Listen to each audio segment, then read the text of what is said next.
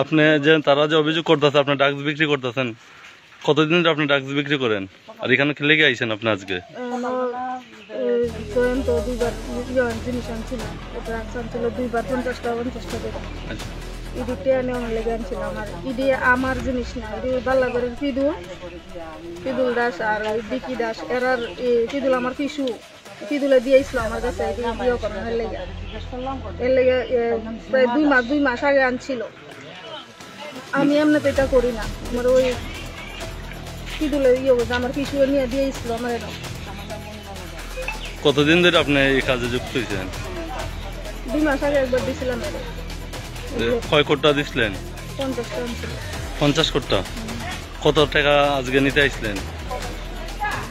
6,000 6,000 টাকা।